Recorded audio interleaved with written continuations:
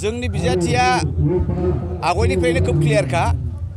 सोर जागोन सोर जाया जोंनि गेजेराव बेबायदि दाङाबाजियानो जाखाया आसाम प्रदेश कंग्रेस कमिटिया जायखौ बासिगोन थामहिनबा बे ओनसोलनि रायजो राजाया जायखौ मोजां होननानै बासिगोन बेवहायनो जायो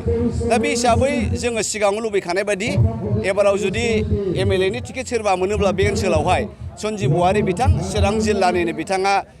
प्रेसिडेन्टखा जिल्लानि डिस्ट्रिक्ट बिथांनो होनाय जाबाय बिथाङा सासे खोब मोजां आब्रुथि गोनां सोद्रोमा रावजोंबो दाय फोदो गैया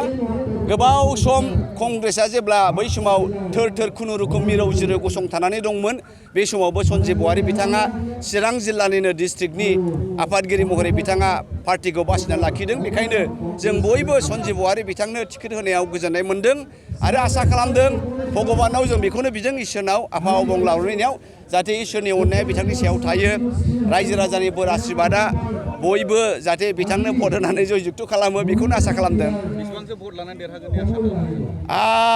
देरहानाय देरहायैखौ जोङो बेसेबां लागोन देरहागोन बेखौ जों होननो हाया मोनसे एंगोलाव जोङो देरहाथावथाव मोनदों माने इउपिपिएलनि जे भटार्स टारगेट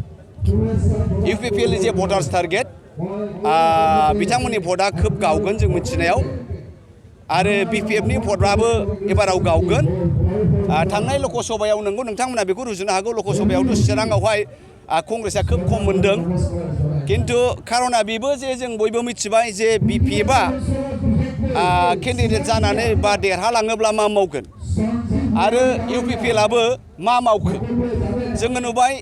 जयन्त बिथाङा एमएलए भटखौ गारनानै एमपि देरहालांबाय एमपि जानानै बिथाङा हारिनि माबा मोनसे बाथ्रा मान गोनां बाथ्रा बुंदों नामा बे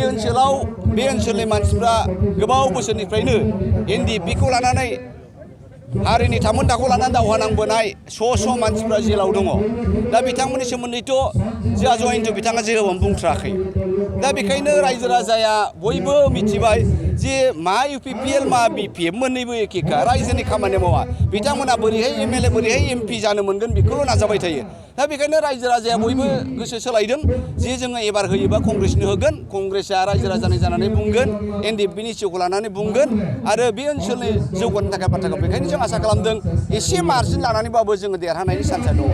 इउपिपिएलआ बे उफ्रा बिसायख'थि हिसाबै लायाखै ओमफ्राय गावसोरजों कन्टेस्ट जायोबाबो बिपिएफआव जों कन्टेस्ट जागोन होननानै बुंदों माबोरै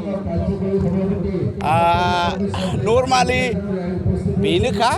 कंग्रेसखौ बिथांमोना मोनसे फिसा दोलो होननानै सानो किन्तु बे फिसा दोलोआनो जे मालाबा गिदिर रल लायो थांनाय बारावबोथ' बिथांमोनहा कंग्रेसखौहाय बेबायदि सानाखैमोन नाथाय इलेक्सन जै नांनाय लोगो लोगोनो नमिनेसननि उनावनो कंग्रेसआ ओरैबायदि दोहौ लादों बिथांमोना कंग्रेसखौसो गिबाय थादों दा बेखायनो जों बुंनो हाया बबेनो बारा बबेथिं बारो दा आसा खालामदों एसे मार्जिनावब्लाबो सन्जीब बिथाङा देरहानांगौ होननानै इउपिपिएलआ बुंदों 31 सिदलियाव कंग्रेसआ जेबो गोहोम खोख्लैनो हाया होननानै बुंदों इउपिपिएलआलाय मा बुङो मा बुङा प्रमद बिथाङा बेखौ बुंखागोन किन्तु गावसोरलाय माथो मावदों नायबानो जाबाय इलेक्सनखौ गेलेलायनोसै